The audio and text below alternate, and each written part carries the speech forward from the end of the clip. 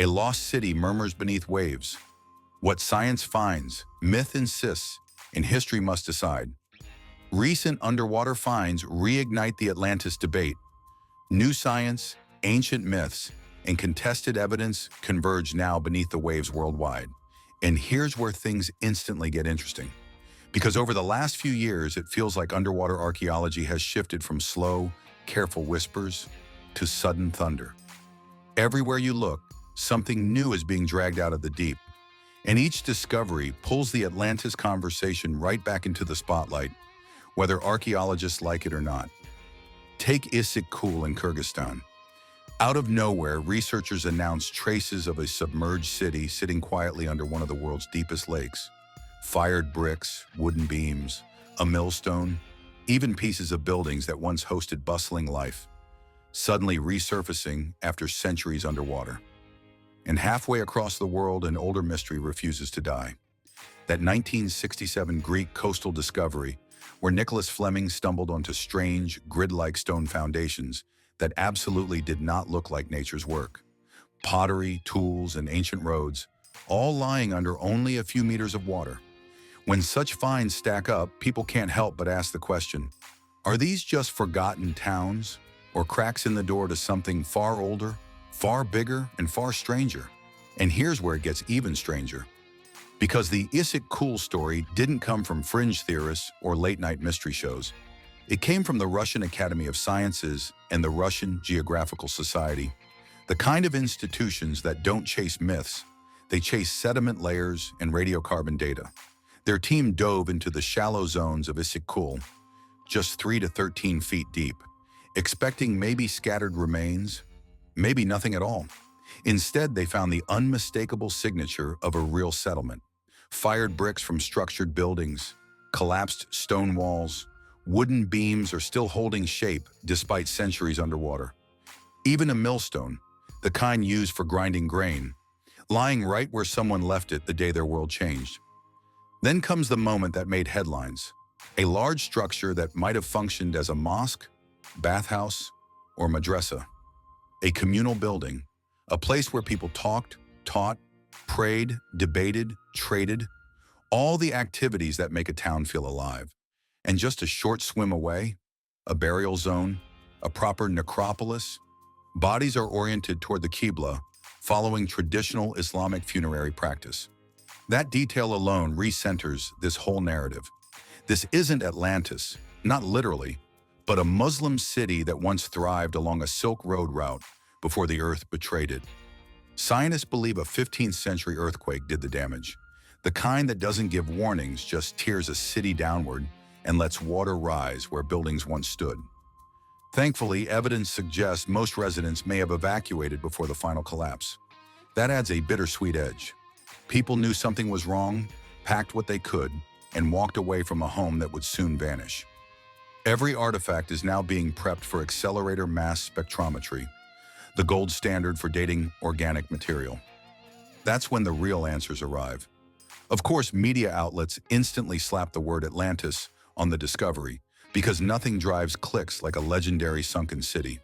But archaeologists are keeping it grounded. This is a Silk Road settlement with a real timeline, real people, and a real disaster. Not Plato made literal. Still, something about it keeps that old myth alive. But wait, the sea wasn't done revealing secrets, because back in 1967, long before Issyk-Kul became a headline, Nicholas Fleming, a well-known maritime researcher, dove off the Greek coast and saw something that didn't match anything natural on the seafloor. He spotted stones, not random rocks, stones arranged in clean, deliberate, regular patterns, blocks that looked like the foundations of buildings, straight lines that nature simply doesn't produce underwater. Imagine that moment. You're diving, expecting the usual coral and silt, and suddenly the geometry of a city stares back at you. Fleming didn't know it yet, but he had just opened a mystery that would keep resurfacing for decades. When he returned with a proper research team, the shock doubled. Pottery fragments, tools, stone bases that looked like roads, sections of organized structure spread across thousands of square meters. It wasn't a tiny settlement. It looked planned, structured, almost urban. But the story didn't hit full speed until sonar and 3D mapping became available years later. That's when the site revealed its real scale. Foundation lines formed a layout that resembled a small but dense city. Some buildings are mall-like houses, others are large enough to be administrative centers. A central open area that might have been a market or gathering space. It was suddenly clear this wasn't random ruin, it was a vanished community. Carbon-dated pottery nearby suggested an age around 5,500 years, deep into the Bronze Age. That's long before Plato's tale, yet old enough to ignite speculation. A textile-heavy interpretation emerged based on loom weights found in massive numbers, leading some researchers to nickname it the Power Loom Factory. Population estimates floated around 5,000 people. A disaster, likely earthquake-driven, seemed to have swallowed the town quickly based on how tools, pots, and daily life objects were left in place. No time to pack, no time to run. And just like that, another underwater city joined the chorus of mysteries that always seem to echo Atlantis, even when they don't claim to be Atlantis. Now here's the part where every conversation eventually lands. Plato, the man who unintentionally launched 2,000 years of treasure hunts. Around 360 BC, he wrote Timaeus and Critias, dialogues that referenced a powerful island civilization beyond the Pillars of Hercules, widely believed to mean the Strait of Gibraltar. According to Plato, Atlantis existed 9,000 years before Solon, which would place it around 9,600 BC. He described it as wealthy, orderly, and technologically gifted. Concentric rings of land and water, a massive canal connecting the capital to the sea. Metals like orichalcum shimmer in temples. A society that grew powerful, arrogant, and ultimately fell from divine favor.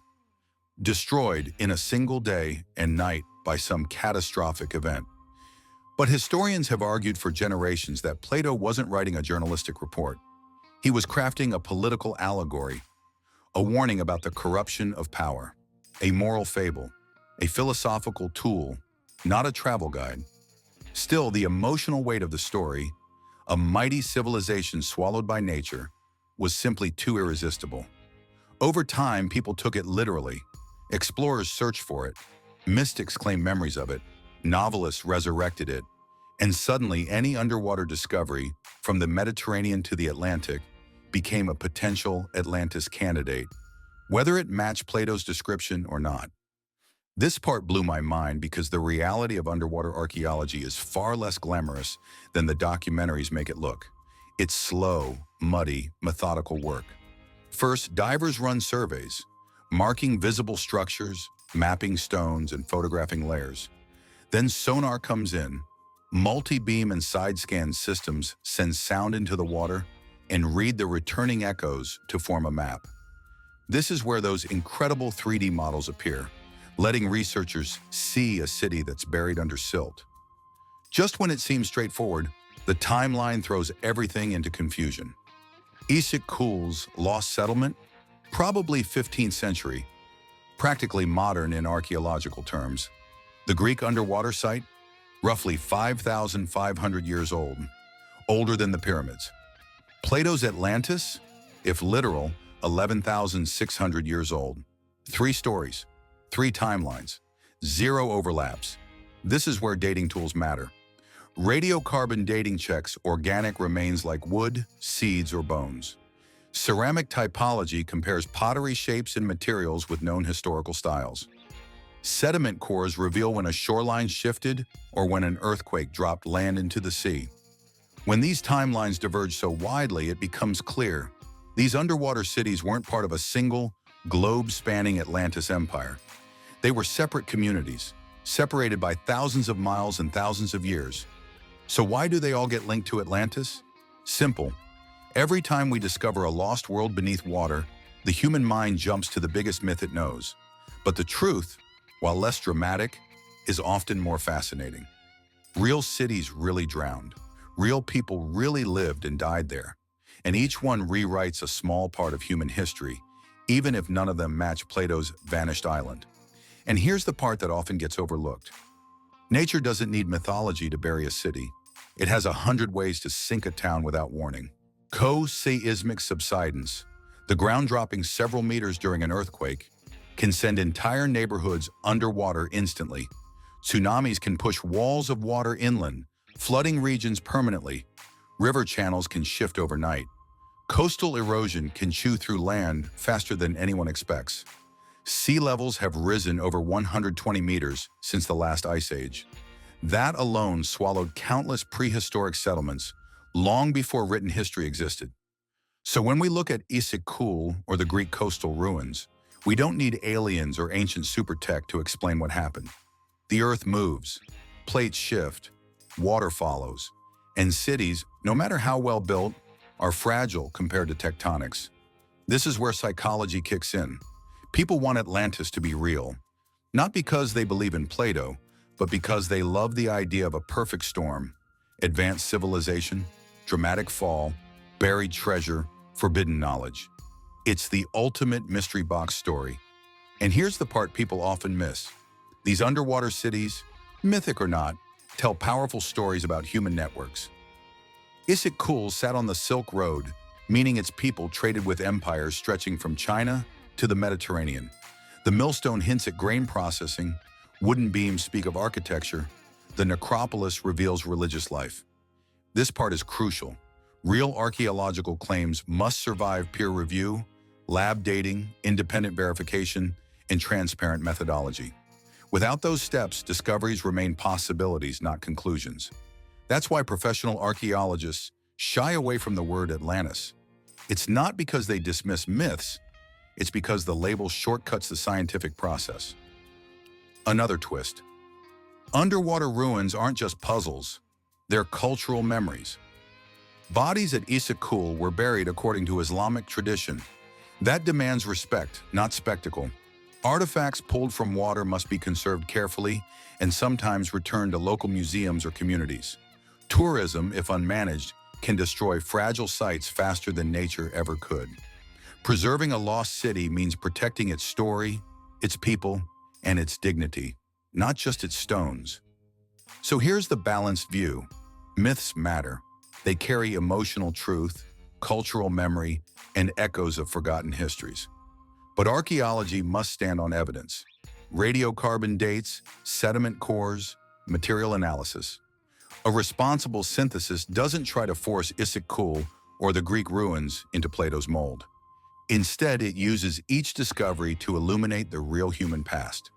The traders, builders, families, disasters, migrations. When myth and science meet respectfully, both get stronger. Myth gives imagination, science provides grounding, and together they help us see ancient cities not as fantasy, but as chapters in humanity's long story. Just when it feels like we've seen enough, the next stage begins. Researchers now need sediment cores to reconstruct shoreline changes. Multi-beam sonar sweeps to map the full extent of ruins, AMS radiocarbon dating for wood, bones, and organic fragments. Geophysicists, historians, paleoenvironment specialists, all must work together. That's how we move from possible city to confirmed settlement with a timeline. Publishing open data reports allows the world's scientific community to test, critique, and refine interpretations. That's real progress. And for the public? Follow updates from universities and archaeological journals, not sensational headlines. The truth is often slower, but far richer. If you're shaping this into a documentary or YouTube deep dive, the visuals practically build themselves.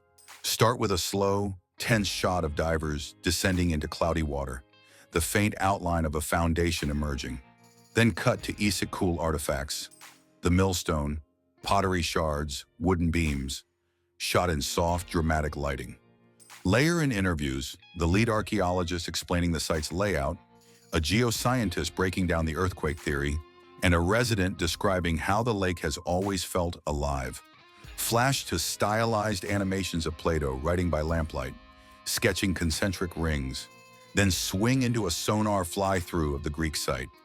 The clean geometry rising in neon blues, end with a grounded reminder. Evidence first, myth second. Perfect pacing for high retention. Whether myth or lost history, these underwater discoveries force us to balance caution with curiosity. Rigorous science must guide interpretation, local voices must be respected, and sensational labels like Atlantis should be avoided until cross-verified. The sea keeps secrets. Our job is careful, patient excavation, and honest storytelling always matters.